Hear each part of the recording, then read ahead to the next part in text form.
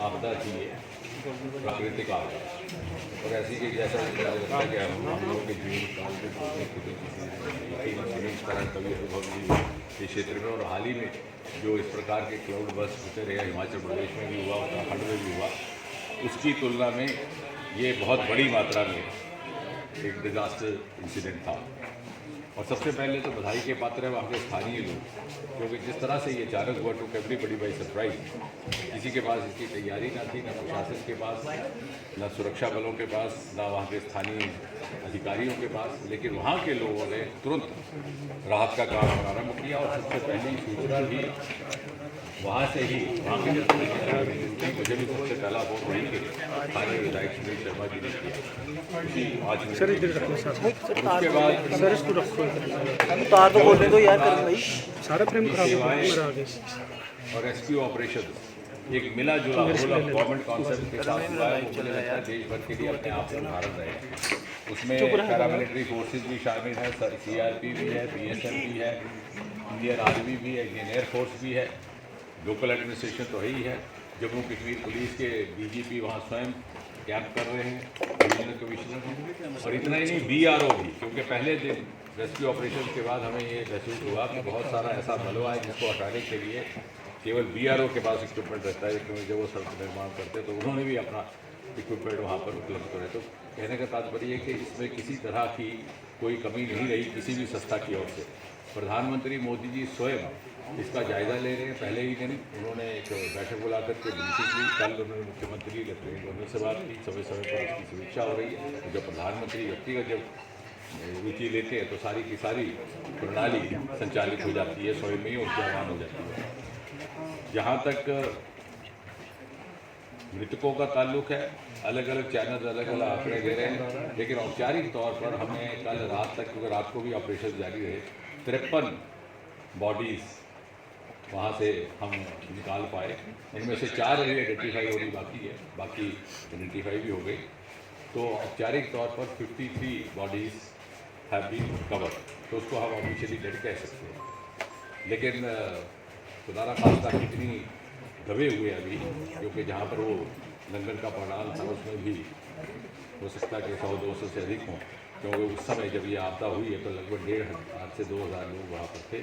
कुछ लोग लंगर के भीतर, कुछ बाहर पंडाल में, और कुछ यात्रा के लिए कूच कर रहे हैं। और इसी के साथ साथ जो लोग बह गए होंगे बदकिस्मती से, उनकी भी संख्या लगानी अभी कठिन रहेगी। जो स्थानीय वहाँ के मृतक थे उनका एक संस्कार परसों ही किया गया चिनाब के किनारे, और यहाँ पर अस्पताल में रात को वहीं थे, अभी आज तुरंत यहाँ पर आना हुआ। प्रशंसा के पात्र हैं यहाँ के प्रिंसिपल डॉक्टर आशुतोष और उनकी मंत्री जी ने स्वयं इस बात का आश्वासन दिया। और केंद्र शासित प्रदेश की ओर से भी कोई इस प्रकार की कोई रिजर्वेशन या उसमें कोई दूसरी सोच की बात नहीं, कोई सेकंड थॉट नहीं है। केंद्र की ओर से और सभी विभागों की ओर से जितनी सहायता चाहिए होगी, बल्कि मैं अभी डॉक्टर साहब के साथ राउंड लगा रहा था तो मैंने देखा कि बहुत सारे मरीज, मैंने डॉक्टर साहब से कहा कि इतफाक से मैं भी इनकी बरादरी का हूँ, तो मैंने कहा ये कुछ ऐसे बच्चे हैं जो आए तो यहाँ चोट खा कर हैं, लेकिन उनमें खून की कमी है, हीमोग्लोबिन कम है, तो इसका भी इलाज साथ साथ किया जाए। तो बल्कि हम उनकी भरपूर जिम्मेवारी लेंगे। साथ ही साथ आपको ये भी बता दूँ कि सांसद होने के नाते आज से हमारा एक हेल्प डेस्क रहेगा, क्योंकि हमारा पार्लियामेंट्री ऑफिस है यहाँ पर गांधीनगर में, एक ऑफिस हमारा कठुआ में, एक ऑफिस उधमपुर में। एक हम हेल्प डेस्क डॉक्टर साहब से बात की, इनकी अनुमति से हमारे 2 वॉलंटियर हमारे गांधीनगर पार्लियामेंट्री ऑफिस के यहाँ पर रहेंगे हर समय मौजूद। कोई और किसी चीज़ की आवश्यकता होगी तो मेरे साथ भी संपर्क रखेंगे और वो उपलब्ध भी करेंगे। आपका सुझाव ठीक है, लेकिन आपको ये भी यू हैव टू अप्रिशिएट कि 2014 से पहले बहुत छोटी यात्रा हुआ करती थी, सिर्फ स्थानीय लोग जाते थे। इसका श्रेय भी इसी सरकार को जाता है। जब हम सांसद बन के आए 2014 में, तो ना वहाँ सड़क थी, ना वहाँ मोबाइल का टावर था। जैसे ही आप उस सड़क पर कदम रखते तो आपका मोबाइल बंद हो जाता, ना वहाँ शौचालय था। सर एक सवाल नीचे बोलने दीजिए ना, पहले कंप्लीट करना दीजिए। ना वहाँ शौचालय था, ना वहाँ पीने का पानी था, ना वहाँ बिजली थी। तो MP फंड से वहाँ पर शौचालय निर्माण किए गए।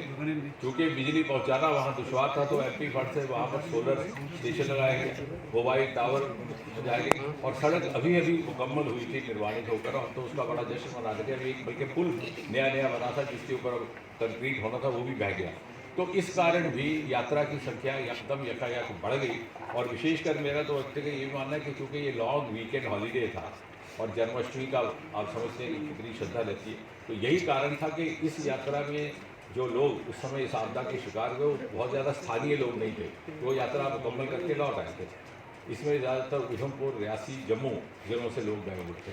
तो एक आजकल रिलीजियस टूरिज्म के साथ साथ एक वीकेंड हॉलीडे टूरिज्म भी होता है, तो इस कारण भी ये शायद संख्या बढ़ गई। लेकिन क्या होता है कि मौसम विभाग में भी मौसम का फोरकास्ट किया जाता है, 3 दिन बारिश का भी फोरकास्ट किया जाता है, लेकिन क्लाउड बर्स्ट का फोरकास्ट एक्यूरेट करना थोड़ा संभव नहीं रहता। ये स्थानीय फैक्टर्स पर डिपेंड करता है कि कहीं पर हवा की नमी, ह्यूमिडिटी इस तरह से क्रिस्टलाइज हो जाती है, कंडेंस हो जाती है, कोई एकदम बादल को फाड़ देती है। तो इसलिए भी एक, जैसा मैंने कहा, एक नेचुरल कैलेमिटी थी, कोई इसके लिए तैयार नहीं था।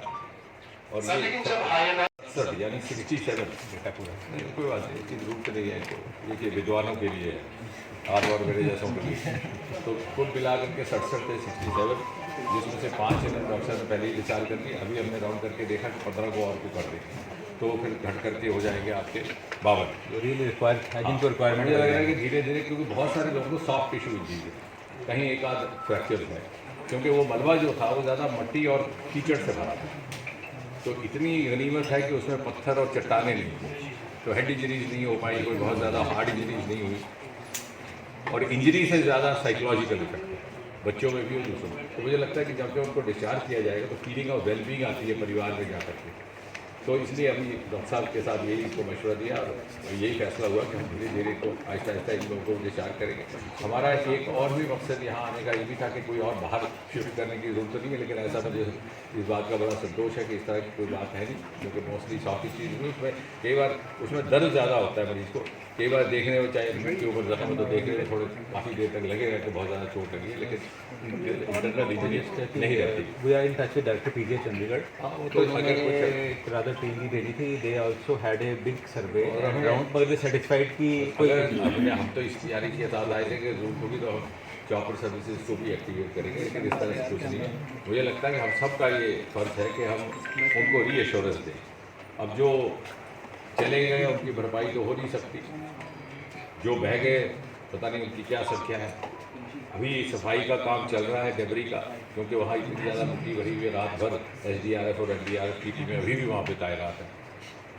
लेकिन जो सहायता उपलब्ध हो सकती है वो सारी की सारी कराई गई है, और आगे भी कुछ आवश्यकता रही तो वो भी की जाएगी। और मुझे लगता है कि हम सब के लिए, सारे समाज के लिए ये एक सिर्फ इन भाई बहनों के लिए नहीं बल्कि हम सब के लिए एक परीक्षा की घड़ी है।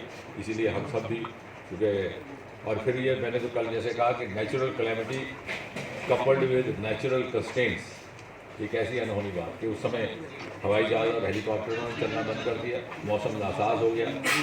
कल रात तक बल्कि आज भी उधमपुर हवाई अड्डे पर हमारे 2 इंडियन एयरफोर्स के हेलीकॉप्टर रेस्क्यू मटीरियल लेकर के खड़े हैं, वो टेक ऑफ नहीं कर पा रहे, लेकिन रातों रात परसों ही गाड़ियाँ भेज दी गई इक्विपमेंट के साथ, और किसी तरह की कमी नहीं रहने दी गई। डॉक्टर साहब